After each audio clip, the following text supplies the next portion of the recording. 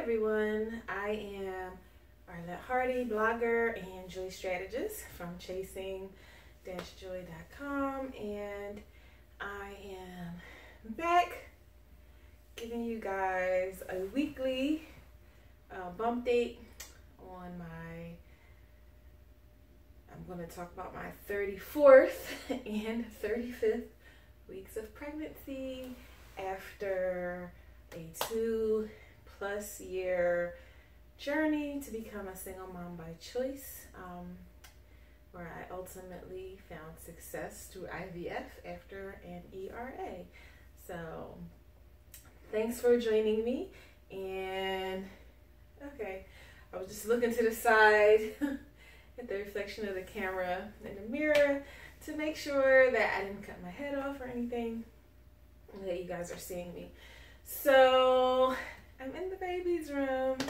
The remodel of the nursery is basically done. I'll say 95 or maybe 90% complete, and I'll show you guys the room when I'm done doing all the typical stats and stuff. So like I said, this update is for weeks 34 and 35. Today I am 36 weeks pregnant, officially 9 months pregnant. So as people keep reminding me, baby can come any moment now. So I did not do an update for week, I believe, 34, for no real reason other than I just never got in front of the camera. So I'm going to do 34 and 35 combined. So like I said, today I'm 36 weeks pregnant. It is Saturday. My weeks turn over on Saturday. So I'm posting this video a little late, but better late than not at all. According to the apps, baby is about 6 pounds. I'm going to venture that my baby would be a little bit bigger than 6 pounds, because every time I've had an ultrasound, he has measured a little bit bigger than what the app said. And you notice I said he. If you have missed a few videos, I did have my baby shower and gender reveal, and I know I'm now having a boy, which is awesome. So let me get into it. Highlights from weeks 34 and 35. I would say they were pretty uneventful weeks, especially after the previous weeks where I had a baby shower, and then I did the 4D ultrasound and all the stress with the doctors making me upset. Didn't have any of those type situations.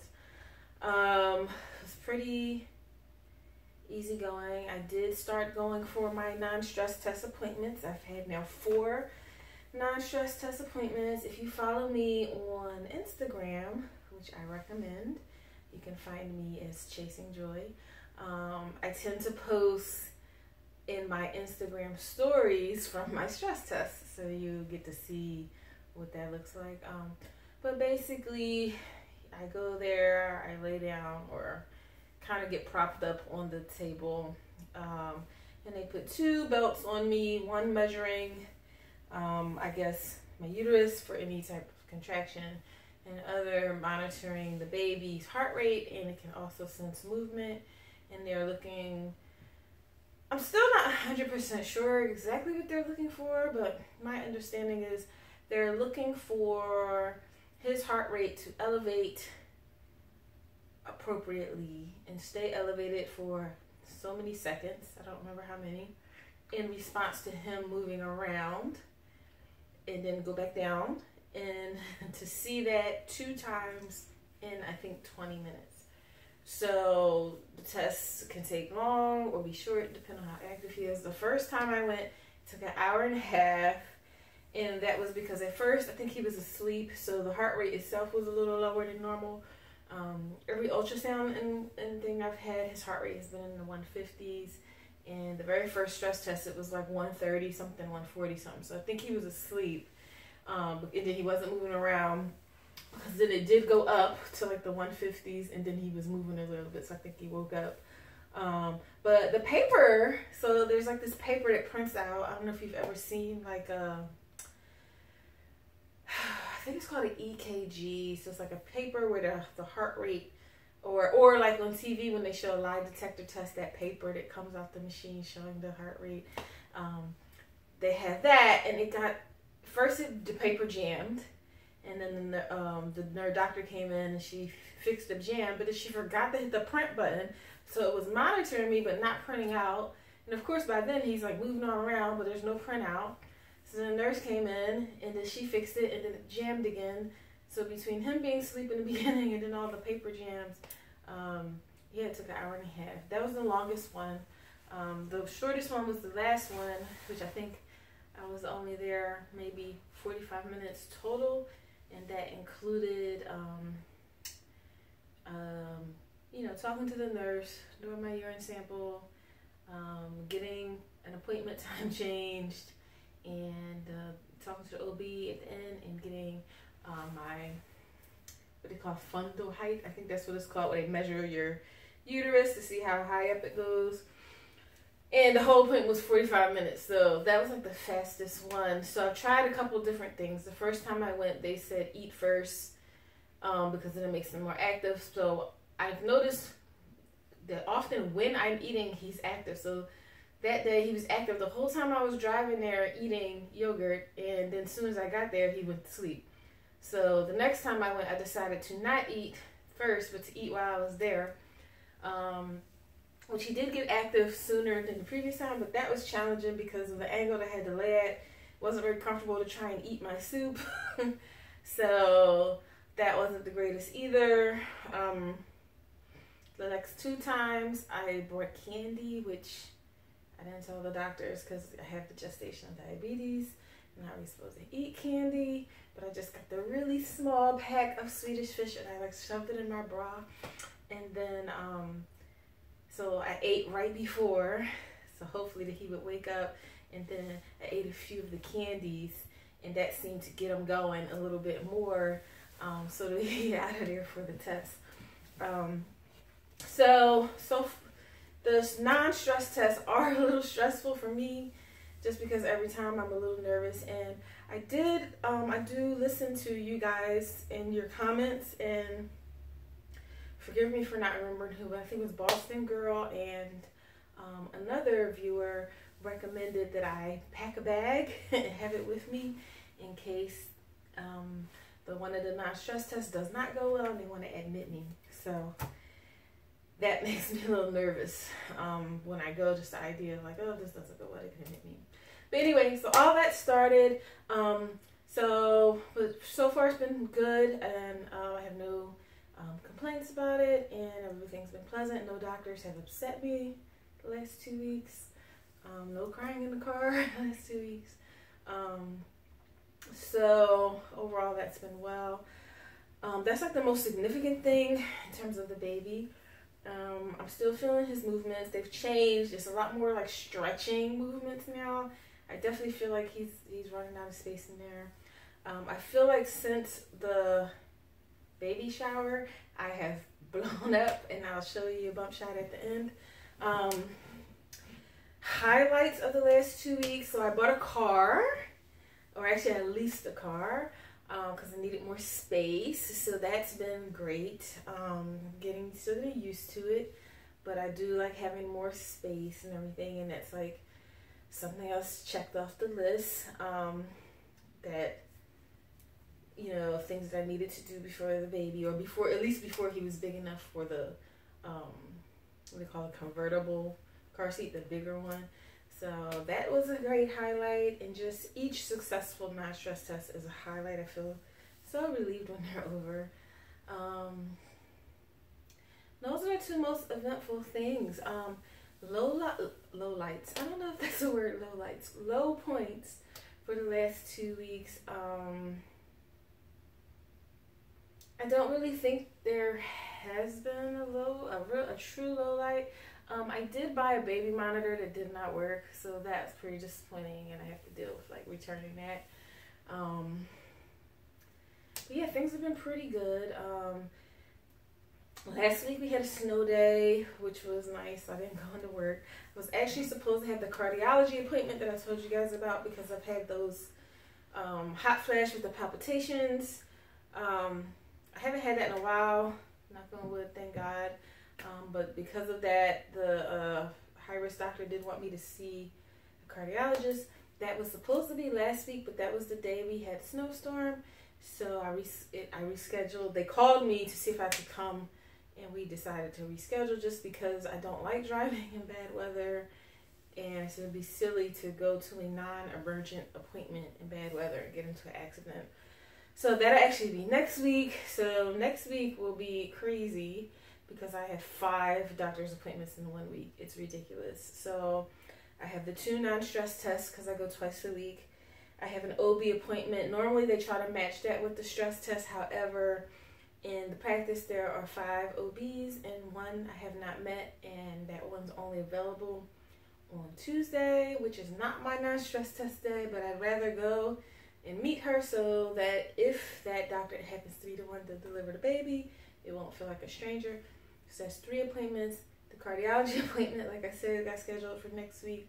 And then also they want the fetal echo that's for the baby is next week. So just to remind you guys, because of IVF, heart issues are more common with IVF babies. So they want me to have a fetal echo just to look at his heart more closely. So I'm praying all that goes well. And I ask you guys to pray for me next week with all these appointments, that they all go well and no one like stresses me out, makes me cry. So that's pretty much what's been going on. In terms of my normal stats, my weight has pretty much been about the same. Initially, I lost about 5 pounds when I really got into the groove of this gestational diabetes diet, and I pretty much have stayed the same since then. I know he's bigger because my stomach is bigger. Today I went out to dinner with a couple of friends, 2 of the women who helped plan my lovely shower. I treated them to dinner, and one was saying I look like I lost weight, that my belly looks bigger, like my face and like my collar, like I can see my collarbones a little bit are smaller, and I agree. I think it's because of the diet changes. But overall, my weight gain has been about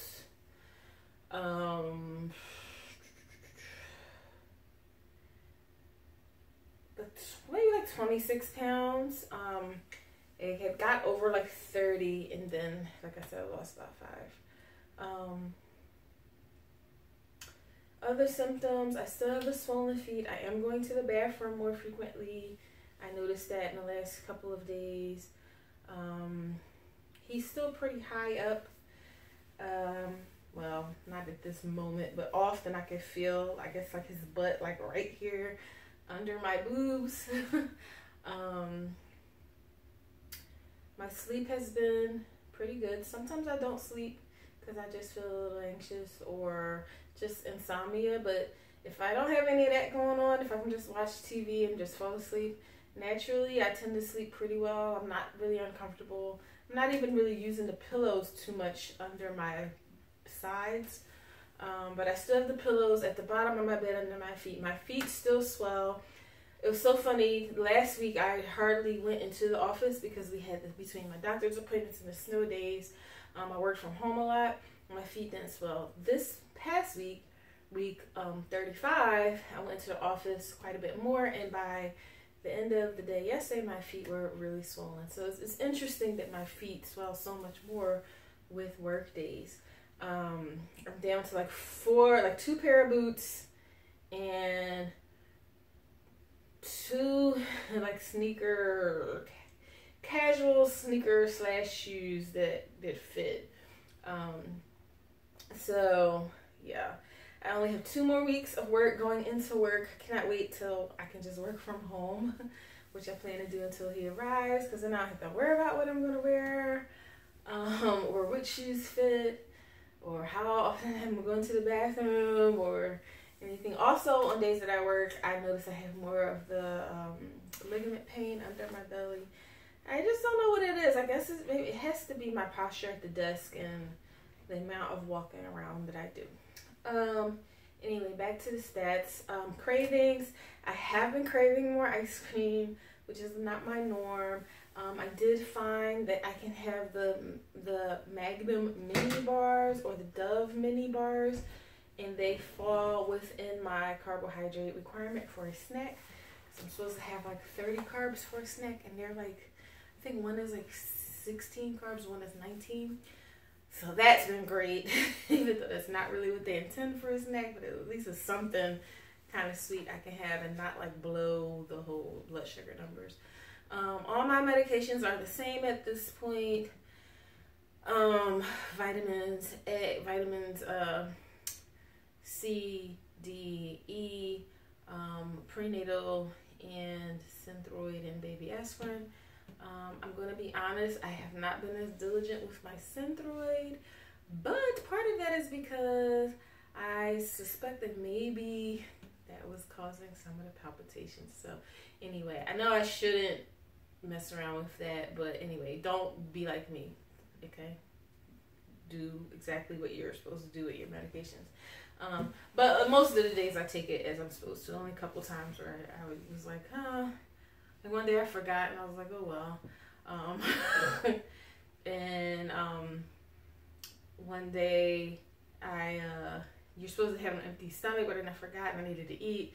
And just between taking it and then knowing I was going to have to do blood sugar, I just ate and took it. And I go, well. So haven't been as diligent, but anyway, don't be like me, okay? What else? Other symptoms. I still have shortness of breath. I noticed tonight at dinner, eating with my friends, like I get full too fast. Like I still want to eat. I still have appetite, but I guess I run out of space, so I have a lot of leftovers to eat. That probably is helpful for the gestational diabetes too. And I feel like I'm forgetting things. I don't have my notebook. New purchases. Things arrive like every day, but not everything is my purchase. My last purchase I haven't received yet. So I say gotten. That's not a word. I ordered the backpack diaper bag because I had 2 Babies R Us gift cards, and then a friend texted me like, use your gift cards right now. They're not going to accept them tomorrow. I don't know if that was true or not, but I ordered it, and so I'm waiting for that to arrive. I can show you these cute jeans I bought. I was in Target. Now, these are bigger. These are like in this shirt. This says, the future is yours. 18 months size. So I thought that was cute. And I thought these jeans were really, really cute. These are size 12 months. But I thought they were cute jeans. And these ones have like a sweatpant top, but I thought they were cute. So I did buy those. You guys, oh my gosh, you guys have been so generous. It's been amazing. And I've been getting your gifts. And please follow my Instagram stories because I tend to do the thank yous there. And I'm going to try to insert those clips in the end of this video. And I don't have all of them with me. But Boston Girl sent me these cute onesies. They're all superheroes. I love it. So I think that's the Flash. And we definitely know Spider-Man. And I think Captain America. And the Hulk. And there's one more. I think this is just all the Avengers. This is just so cute. It's the cutest thing. And she sent me something else too that I don't have nearby. But she says, had to get you something that was a long 2 years. Yes, my 2 years TTC. Oh, it was a first aid kit. That's what she says. The first aid kit is the bomb to have, and hope you never have to use it. I hope not either. And then T. Jackson sent me, please forgive me if I'm confusing the gifts. That does not, I so appreciate everything. It's just been so much stuff, but I think T. Jackson got me part of my, oh my gosh, I'm drawing a blank. I want to say some part of my breastfeeding accessories, but she says, thank you for sharing your journey with so many of us. I'm a bit older than you, but as a viewer/follower, you inspire me to keep going despite the challenges. Enjoy your little one, T. Jackson. So that's so awesome. Then I got other outfits that I don't have nearby because I washed them from my friend Tony Kennedy, Mommy Tony. I think it's CEO Mommy Tony, I think. You guys have just been so generous, and I appreciate it so much. I just never expected any gifts from you guys, but that's so awesome. So those are some of the new things. And I think that's it. So I'll do a bump shot and I will show you guys around the room a little bit. Hopefully the video doesn't stop. So I've worn this dress before. This is not a maternity dress. It's already in my wardrobe, but you can see, let me tighten up a little bit, that the bump is definitely bigger. I'm trying not to make my dress too short. Definitely bigger than it was the last time I wore this dress. And from the back, I hope I don't look too spread out. And it's from this side. So that's what I'm looking like, 36 weeks. And hold on and I will show you the room.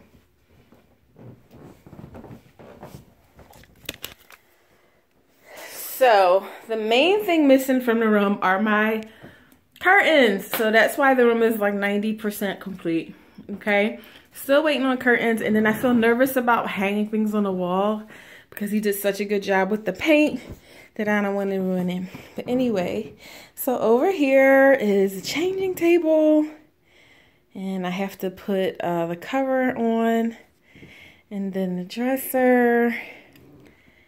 So I need to neaten up the dresser a little bit, but basically the colors are going to be, or they are, yellow room with gray and navy blue.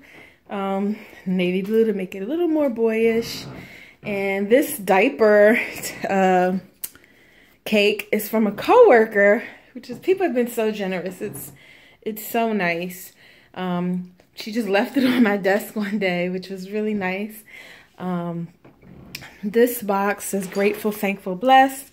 And I'm going to leave that on the, I think I'm going to leave that on the dresser. I'm going to organize it a little better, but this is from my baby shower, and inside, oh, I don't know if I can get to them, has some of the diapers that has like the nice sayings people wrote on there at the shower. You got this, congrats, best wishes. This one says no need to check, it's always something in there. Enjoy being a mom. So I really like this box. I'm going to keep it. This is the sign from my shower. And this piggy bank was actually supposed to go to a game at the shower. But they forgot to bring it. But I thought it was cute, so I'm keeping it in the room. This banner came with the bedding for the crib. I think I'm supposed to put it on the wall. But for now, I just shoved it in the dresser.